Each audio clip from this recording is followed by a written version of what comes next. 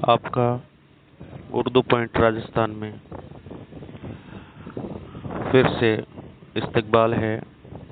आज का हमारा जो वीडियो का पार्ट 2 है।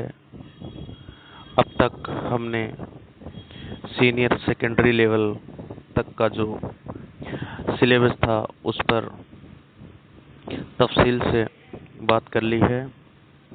अब ग्रेजुएशन लेवल की बात करते हैं। इसमें पहला है ड्रामा, जो निसाब में शामिल है दरवाजे खोल दो, और इसके ड्रामा निगार हैं कृष्ण चंद्र। इसके बाद नावल है और इसका नाम है बेवा, जो कि प्रेमचंद का लिखा गया एक बेहतरीन नावल है। जिस तरह सीनियर सेकेंडरी में 4 मुख्तसर अफसाने थे, इसी तरह ग्रेजुएशन लेवल में भी 3 मुख्तसर अफसाने शामिल हैं। इनमें पहला है नमक का दारोगा, जो प्रेमचंद का लिखा हुआ है। दूसरा है लाजवंती, जो कि राजेंद्र सिंह बेदी का लिखा हुआ बेहतरीन मुख्तसर अफसाना है। इसके बाद नया कानून, जो कि सादत हसन मिंटो का लिखा हुआ है। अब मुख्तसर अफसाना के बाद निसाब में शामिल है इंसाइयाँ। इंसाइयाँ में पहला इंसाइया मुझे मेरे दोस्तों से बचाओ, ये सज्जाद हैदर यल्दरम का लिखा हुआ बेहतरीन इंसाइया। इसके बाद दूसरे नंबर पर यारबाश, जो कि मिर्ज़ा फरहतुल्ला बेग का लिखा हुआ है। इसके बाद तीसरा इंसाइया गुजरा हुआ ज़माना, जो कि सर सैयद अहमद खान का लिखा हुआ है।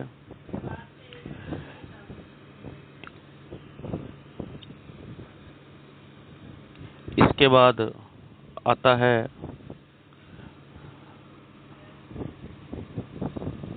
सनात। इन सनात में सनाई बदाइए में शामिल मिजाज मुरसल, लफ़ नस्र, तलमीह, तजाद, इह्याम, हुस्न तालील, तनसिकुल सिफ़ात, इश्तिक़ाक़ और मिरातुन नज़ीर शामिल है। इनके जो सवालात हैं, या तो इनके मानी से मुतालिक आएंगे या फिर इनका जो शेर दे दिया जाएगा और इनमें से कोई भी सनात पूछ ली जाएगी। इसके बाद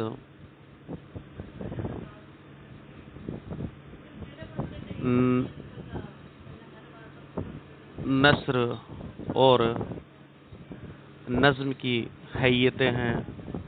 तो पहली नज़्म की हैयतें मसनवी, दूसरी रुबाई, तीसरी किता, चौथी मुअर्रा नज़्म और 5वीं है आज़ाद नज़्म। इसके बाद नस्र में शामिल दास्तान, रिपोर्टाज और इंसाइयाँ शामिल है।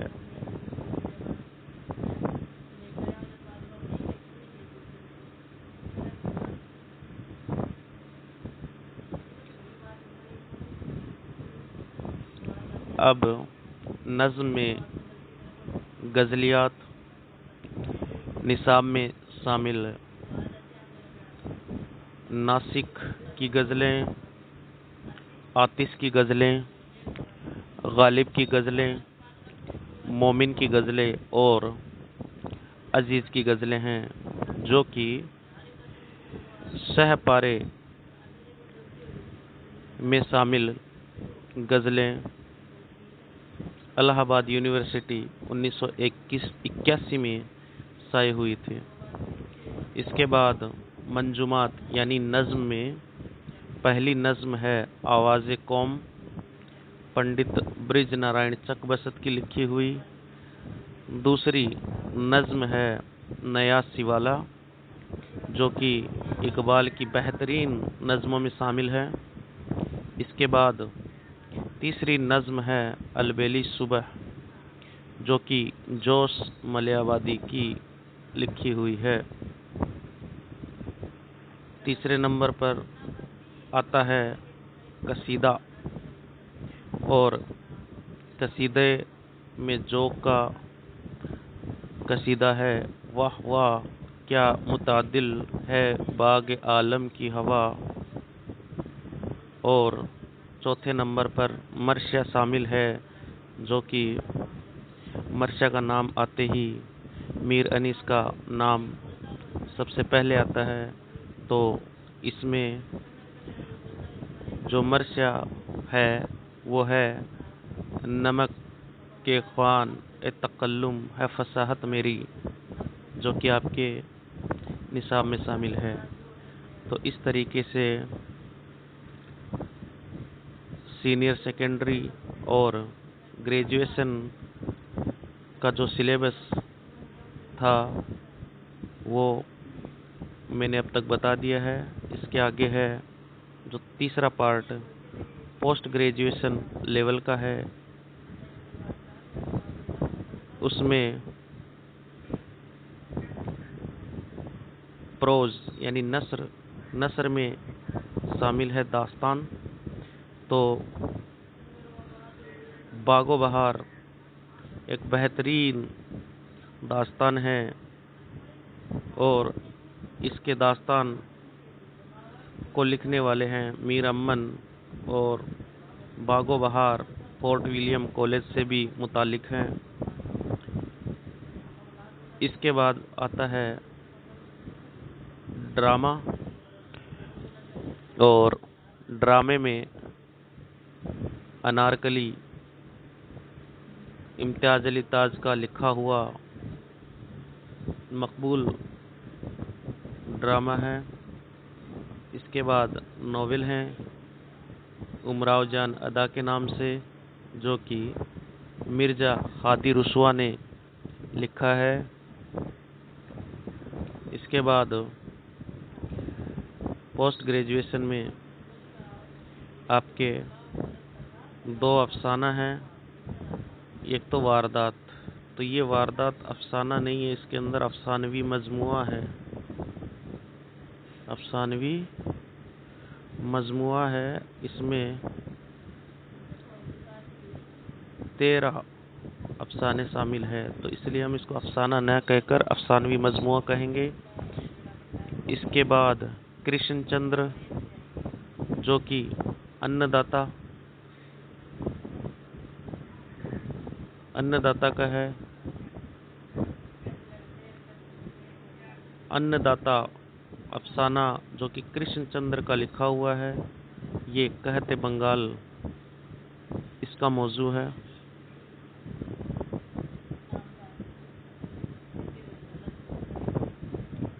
अब नज़्म में पहला है गज़लियात, जो कि वली दक्कनी की गज़लें निसाब में शामिल है, और मुताला वली ये एडिट की हुई है सारिब रुदौलवी, और इसमें जो रदीफ़ अलीफ की 10 गज़लें हैं वही पढ़नी है। यहाँ ये समझना ज़रूरी है कि रदीफ़ अलीफ, रदीफ़ नून, रदीफ़ वाव ये इसलिए दिया जाता है ताकि आपको पता चले कि जैसे गज़ल ख़त्म होती है तो उसके लास्ट में अलीफ आएगा। اور اس کے بعد ہے داغ دہلوی کی جو آفتاب داغ ہے اور ردیف نون، تو اس کی 10 غزلیں آپ کو پڑھنی ہیں۔ اس کے بعد ہے فراق گورکھپوری، ان کی بھی 10 غزلیں آپ کو پڑھنی ہیں، جو کہ ان کے غزل کے مجموعہ گل نغمہ میں شامل ہے۔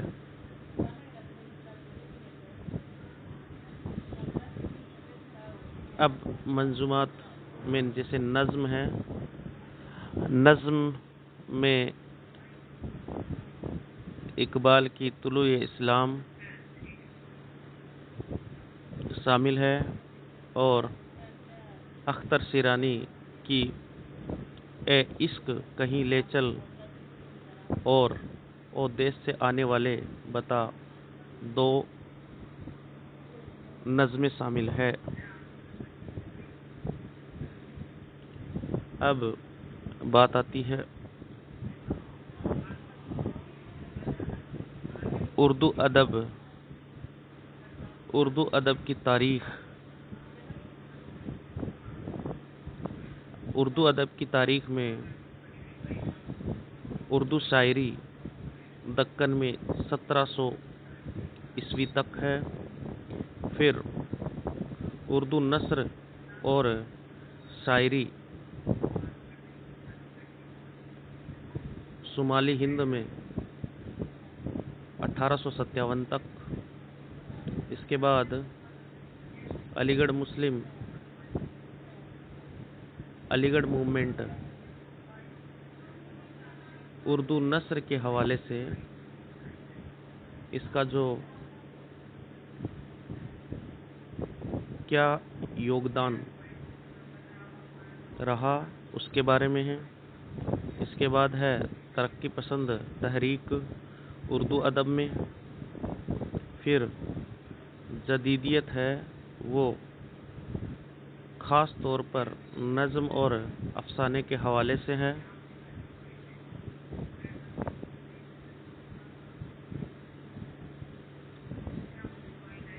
اب اس میں چوتھا پارٹ آتا ہے، وہ آتا ہے درس و تدریس اور ٹیچنگ لرننگ میٹیریل سے ریلیٹڈ۔ اس میں کمپیوٹر اور انفارمیشن ٹیکنالوجی سے متعلق سوالات پوچھے جاتے ہیں۔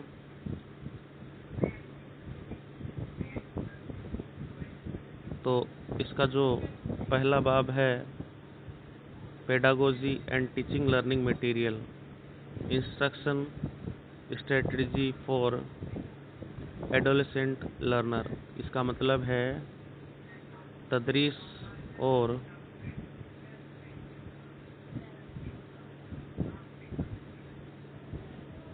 درس و تدریس کے جو اشیاء ہیں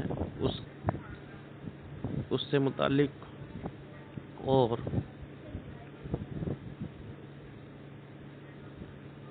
درس و تدریس کے جو